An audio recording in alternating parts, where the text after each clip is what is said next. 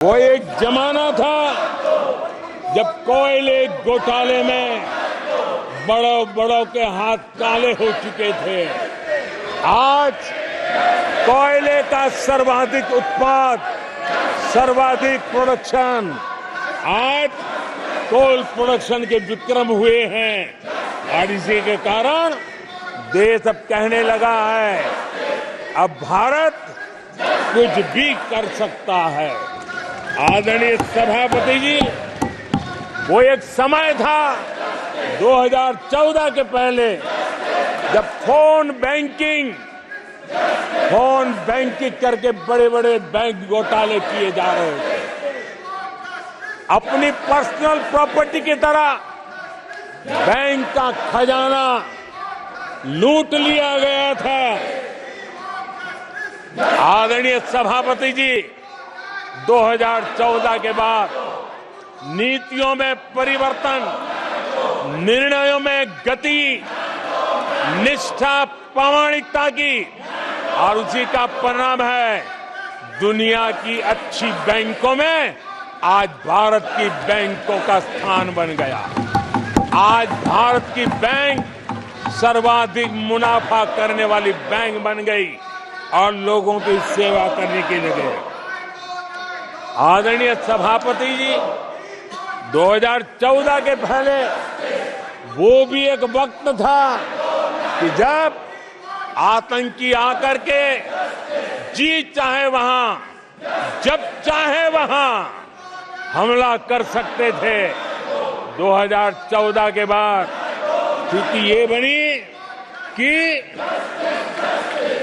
जब वहां उस समय 14 के पहले निर्दोष लोग मारे जाते थे, हिंदुस्तान के कोने कोने को टारगेट किया जाता था और सरकारें चुपचाप बैठी रहती थी, मुंह तक खोलने को तैयार नहीं थी।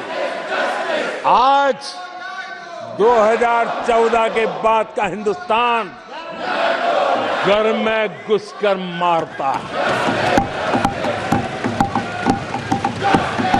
सर्जिकल स्ट्राइक करता है, एयर स्ट्राइक करता है और आतंकवाद के आकाओं को भी सबक सिखाने का सामर्थ्य दिखा दिया है।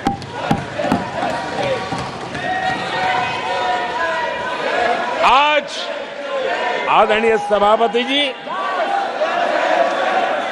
देश का एक एक नागरिक जानता है कि अपनी सुरक्षा के लिए भारत कुछ भी कर सकता है। आदरणीय सभापति जी, आर्टिकल 370 इसकी पूजा करने के वाले लोगों ने वोट बैंक की राजनीति का हथियार बनाने वालों ने 370 को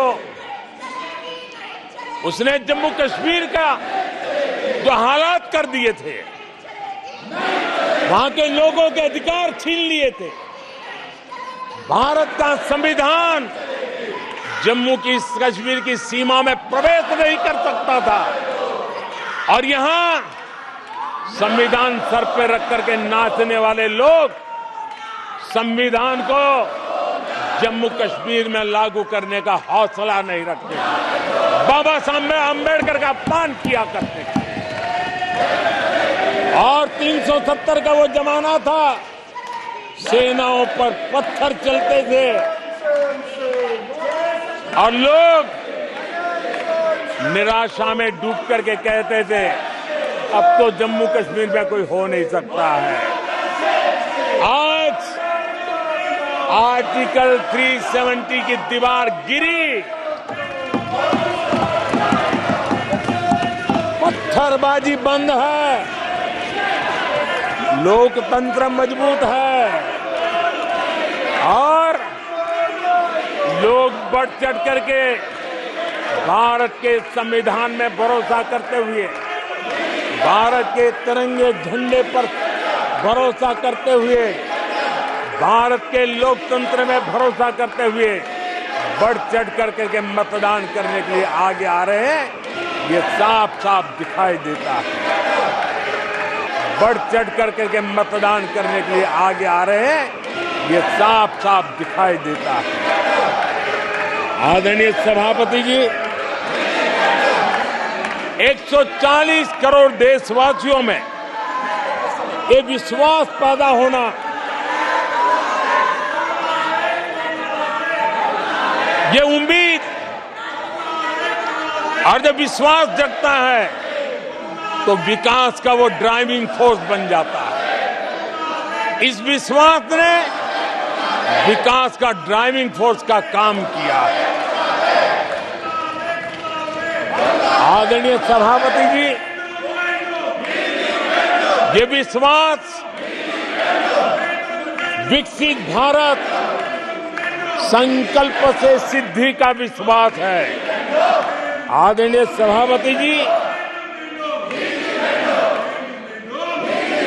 जब आजादी का जंग चल रहा था और जो भाव देश में था, जो जोश था, उत्साह था, उमंग था, जो विश्वास था कि आजादी लेके रहेंगे, आज देश के कोटि कोटि जनों में वो विश्वास पैदा हुआ है, जिस विश्वास के कारण आज विकसित भारत होना एक प्रकार से उसकी मजबूत नींव इस चुनाव में शिलान्यास हो चुका है।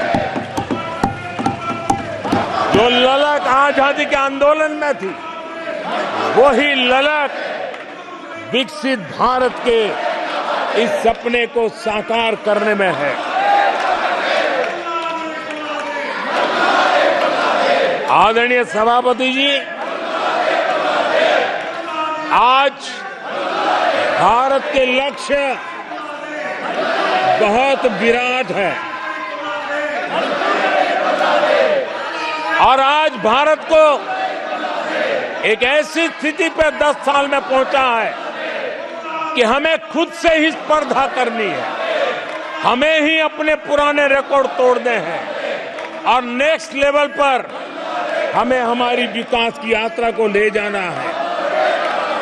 10 वर्षों में भारत विकास की जिस ऊंचाई पर पहुंचा है, वो हमारी प्रतिस्पर्धा का एक मार्ग बन चुका है, एक बेंचमार्क बन चुका है। पिछले 10 साल में हमने जो स्पीड पकड़ी है, अब हमारा मुकाबला उसी स्पीड को और ज्यादा स्पीड में ले जाने का है और मेरा विश्वास है देश की इच्छा को हम उसी गति से पूरा करेंगे। आदरणीय सभापति जी, हम हर सफलता को, हर सेक्टर को नेक्स्ट लेवल तक ले जाएंगे। आदरणीय सभापति जी, 10 सालों में भारत की इकोनॉमी को 10 साल के अल्पकाल में हम 10 नंबर से इकोनॉमी को 5 नंबर पे ले गए हैं। अब हम नेक्स्ट लेवल पर जाने के लिए जिस गति से निकले हैं, अब हम देश की इकोनॉमी को नंबर 3 पर ले जाएंगे।